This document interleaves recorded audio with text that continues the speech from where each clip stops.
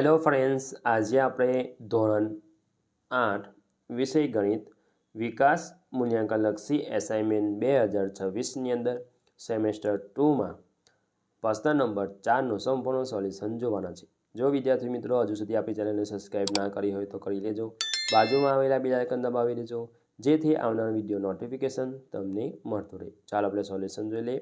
પ્રશ્ન નંબર 4 નીચેના દાખલા ગણો। ચેપ્ટર નંબર 9માંથી છે। પહેલો દાખલો છે 50 સેન્ટીમીટર લંબાઈ, 40 સેન્ટીમીટર પહોળાઈ અને 20 સેન્ટીમીટર ઊંચાઈ 10 સુરકેસના કાપડના કવર બનાવવા છે, તો 80 સેન્ટીમીટર પન્નાનું કેટલું કાપડ જોઈશે? તો અહીં L બરાબર 50 સેન્ટીમીટર, B બરાબર 40 સેન્ટીમીટર, H બરાબર 20 સેન્ટીમીટર। તો લંબઘનનું પૃષ્ઠફળ બરાબર 2 કૌંસમાં લંબાઈ એટલે પહોળાઈ એટલે કે LB વત્તા BH વત્તા HL। LB અને Hની કિંમત મૂકતા તો આપણને આવશે 7600 સેન્ટીમીટરનો વર્ગ। હવે એક સુરકેસ માટે કવર 7600 સેન્ટીમીટર, તો એવા આપણે કેટલા છે? 10 સુરકેસ માટે કવર પ્લસના ચિહ્ન 10 ગુણ્યા 700 7600, તો આવશે અહીંયા 76000 સેન્ટીમીટરનો વર્ગ। હવે પન્નાનું કાપડ 80 સેન્ટીમીટરનું છે એટલે કે 76000 છેદમાં 80 950 સેન્ટીમીટર આવશે, એટલે કે 9 મીટર અને 50 સેન્ટીમીટર કાપડ જોઈએ। બીજો દાખલો, સમલંબ આકારના એક ખેતરની સમાંતર બાજુઓનું માપ 42 મીટર અને 14 મીટર છે। આ બે સમાંતર બાજુઓ વચ્ચેનું લંબ અંતર 30 મીટર છે, તો આ ખેતર સમથળ કરવા માટેનો ખર્ચ દર ચોરસ મીટરે ₹5 લેખે કેટલો થાય?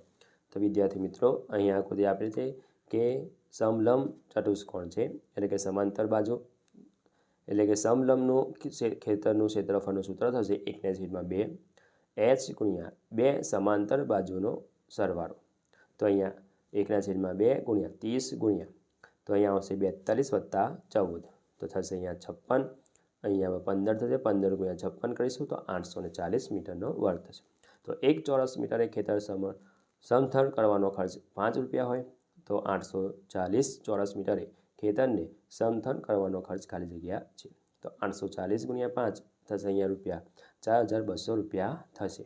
હવે ત્રીજો દાખલો, એક લંબઘન આકારના ઓરડાની લંબાઈ 10 મીટર, પહોળાઈ 8 મીટર અને ઊંચાઈ 5 મીટર છે, તો આ ઓરડાને અંદરથી છત સાથે રંગવાનો ભાવ પ્રતિ ચોરસ મીટર ₹10 લેખે કેટલો થાય?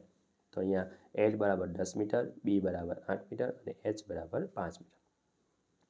તો લંબઘનનું અહીંયા કુલ ક્ષેત્રફળ થશે લંબઘનનું પૃષ્ઠફળ ઓછા ઓરડાનું છત, તો 2 કૌંસમાં લંબાઈ વત્તા પહોળાઈ થશે અહીંયા LB વત્તા BH વત્તા LM અને ઓછા ઓરડાની છત, તો લંબાઈ ગુણ્યા પહોળાઈ એટલે કે એમાંથી આપણે બાદ કરીશું સમઘન એટલે આખાનું થશે અને એમાંથી આપણે બાદ કરીશું તો આપણે આવી જશે।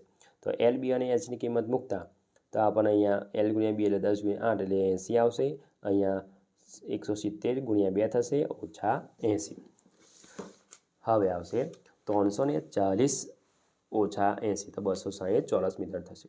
માટે 1 ચોરસ મીટર રંગવાનો ખર્ચ ₹10 હોય, તો 260 ચોરસ મીટર રંગવાનો ખર્ચ કેટલો? 240 ગુણ્યા 10 એટલે કે ₹2600 થશે। ચોથો દાખલો, એક મહેલમાં 12 નળાકાર સ્તંભો છે, દરેક સ્તંભોની ત્રિજ્યા 14 સેન્ટીમીટર, ઊંચાઈ 5 મીટર છે, ₹8ના પ્રતિ ચોરસ મીટરના ભાવથી બધા સ્તંભની વક્ર સપાટી રંગવાનો કુલ ખર્ચ કેટલો થાય?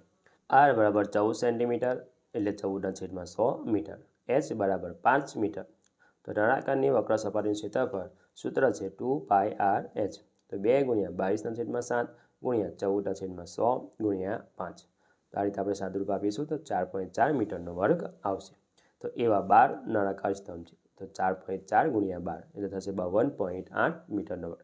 તો 1 ચોરસ મીટરનો ભાવ છે ₹8, તો 52.8 ચોરસ મીટરનો ભાવ કેટલો?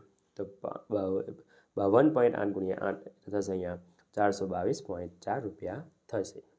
ચેપ્ટર નંબર 10માંથી છે, તો સાદુરૂપ આપો। તો પહેલો દાખલો છે x ની ઓછા 5 ભાગ્યા x ની 17 ભાગ્યા x ની ઓછા 4 આખાની 6 છેદમાં x ની 2। તો અહીંયા ભાગાકારનો સંબંધ છે આધાર સરખા, તો ઘાતાંકો થશે બાદબાકી, તો x ની ઓછા 5 ઓછા 17 તો ભાગ્યા x ની 4 ઓછા 4 ગુણ્યા 6 ગુણાકાર થશે, x ની 2 ઘાત એવા ને એવા, તો અહીંયા થશે એક્સની 22 ભાગ્યા એક્સની ઓછા 24.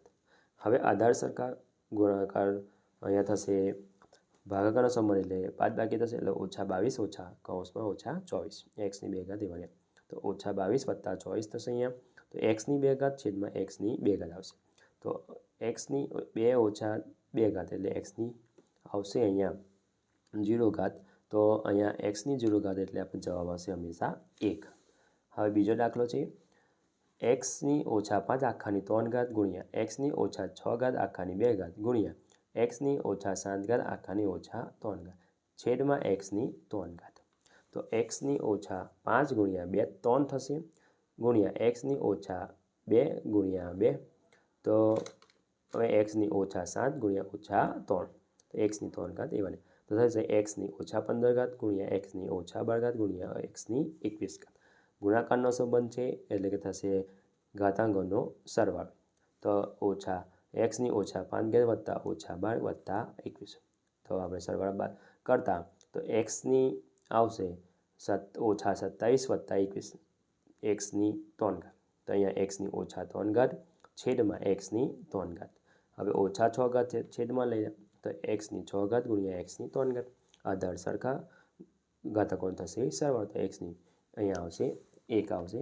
તો 1ની એક્સના 6 વત્તા 3 એટલે અહીંયા જવાબ આપણે આવશે 1 છેદમાં એક્સની 9 હવે ત્રીજો દાખલો એક્સની ઓછા 4 આખાની ઓછા 3 ગુણ્યા એક્સની ઓછા 3 આખાની ઓછા 3 ભાગ્યા એક્સની ઓછા 4 આખાની ઓછા 3 તો એક્સની ઓછા 3 આખાની ઓછા 2 તો અહીંયા આવશે એક્સની ઓછા 4 ઓછા 3 ગુણાકાર કરીશું તો ગુણાકાર થશે અહીંયા તો એક્સની ઓછા 6 ગુણ્યા ઓછા 3 ભાગ્યા એક્સની ઓછા 6 ભાગ્યા 3 એક્સની ઓછા 3 ભાગ્યા ઓછા 2 થશે તો અહીંયા થશે એક્સની 12 એટલે 4 દુ 4 તાલી 12 થશે પણ ઓછા ઓછા થઈ જશે વત્તા એટલે એક્સની 12 એ જ પ્રમાણે એક્સની 18 થશે ભાગ્યા એક્સની 24 અહીંયા એક્સની 6 થશે તો હવે એક્સની 12 વત્તા 8 થશે ભાગ્યા એક્સની 24 છેદમાં એક્સની 6 હવે એક્સની 23 ભાગ્યા એક્સની 24 છેદમાં એક્સની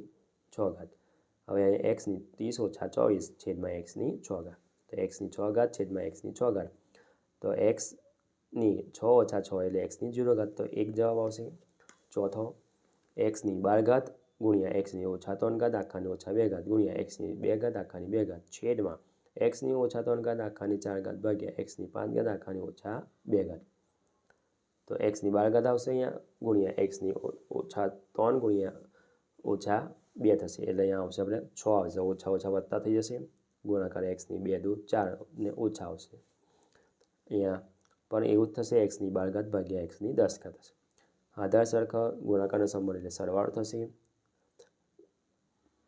તો પહેલાં 12 વત્તા 6 એટલે 18 ગુણ્યા 10ની ઓછા 4 એક્સની 2 એવા ને એવા એક્સની 18 વત્તા ઓછા 4 છેદમાં એક્સની 2 તો 18 ઓછા 4 થશે એક્સની 2 તો 14 એક્સની 14 છેદમાં એક્સની 2 તો એક્સની 14 ઓછા 2 એટલે એક્સની 12 આવશે ચેપ્ટર નંબર 11માંથી નીચેના દરેક કોષ્ટકનું અવલોકન કરી આપેલા પ્રમાણમાં સમપ્રમાણમાં છે કે તેમ શોધો તો પહેલો છે અહીંયા કોષ્ટક આપેલું છે તો અહીંયા એક્સના એક્સ છે તો એક્સની કિંમત તો x1 x2 x3 x4 અને x5ની કિંમત થશે છેદમાં થશે y1 y2 y3 y4 અને y5 તો એક્સના છેદમાં 1 છેદમાં y1 બરાબર 21 છેદમાં 28 તો 7 ગુણ્યા 3 7 ગુણ્યા 4 7 7 અહીંયા કટ થાય તો 3 છેદમાં 4 આવશે હવે x2 છેદમાં y2 તો 24 છેદમાં 32 8 24 8 ચોક 32 તો 4 4 અહીંયા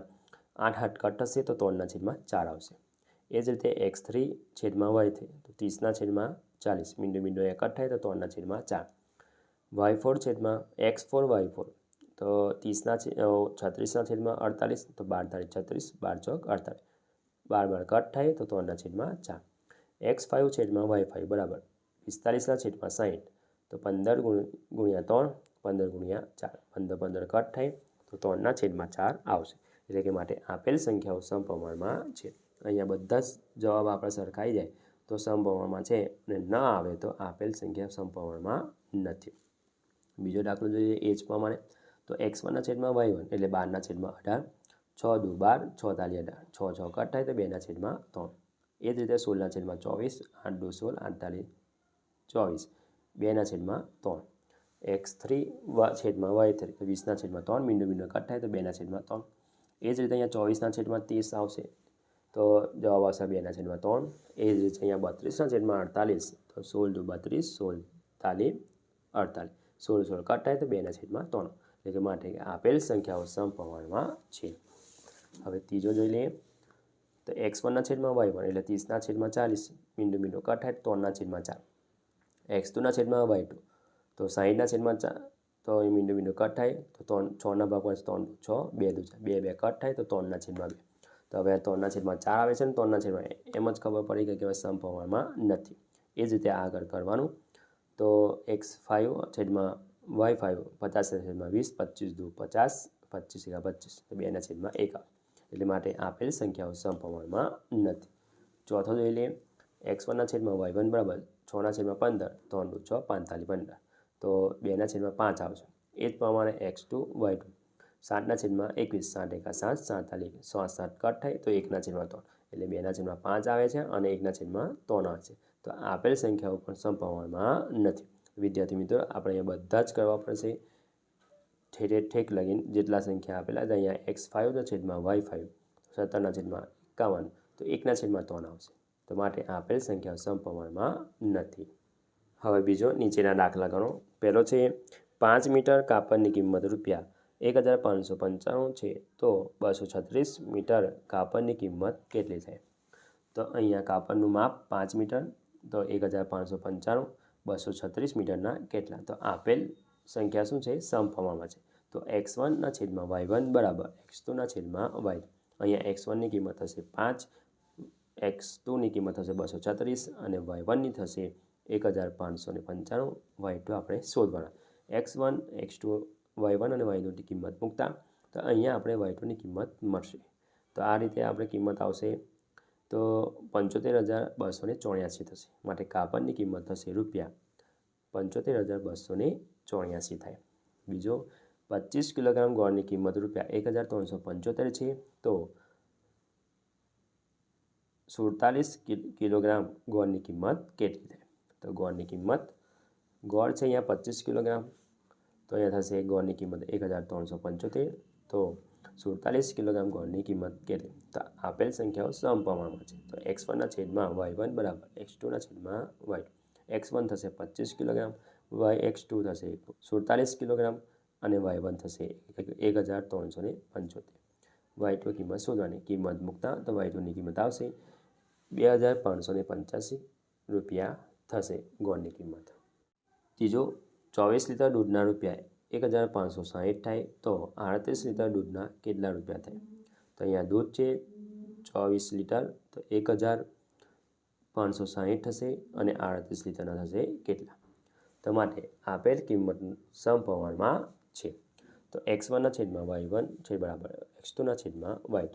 અહીંયા કિંમત મૂકતા તો x2ની કિંમત આવશે 2,470 માટે કે દૂધની કિંમત થશે રૂપિયા 2,470 થાય. ચોથો 5 ડઝન ફૂલ સ્કેપ ચોપડાની કિંમત છે રૂપિયા 4,320 રૂપિયા હોય તો 17 ડઝન ફૂલ સ્કેપ ચોપડાની કિંમત કેટલી થાય? તો આ રીતે આપણે મૂકીશું. તો આપેલ સંખ્યા સમપ્રમાણમાં છે. x1 છેદમાં y1 બરાબર x2 છેદમાં y2. અહીંયા કિંમત મૂકતા તો આપણને જવાબ આવશે તો ચોપડાની કિંમત આવશે 14,688 રૂપિયા થાય. હવે પ્રશ્ન નંબર 4 બ જોઈ લે.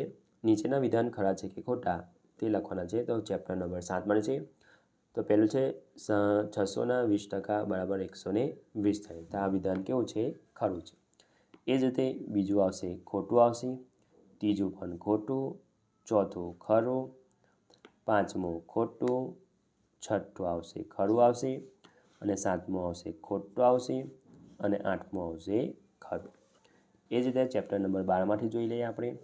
તો પહેલું આવશે ખોટું, બીજું પણ ખોટું, ત્રીજું ખરું, ચોથું ખરું, પાંચમું ખરું, છઠ્ઠું ખોટું, સાતમું ખરું અને આઠમું ખોટું આવશે.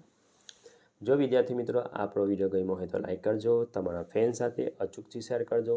હજુ સુધી આપણી ચેનલને સબસ્ક્રાઈબ ના કરી હોય તો કરી લેજો. બાજુમાં આવેલા બેલ આઇકન દબાવી દેજો, જેથી આવનારા વિડીયો નોટિફિકેશન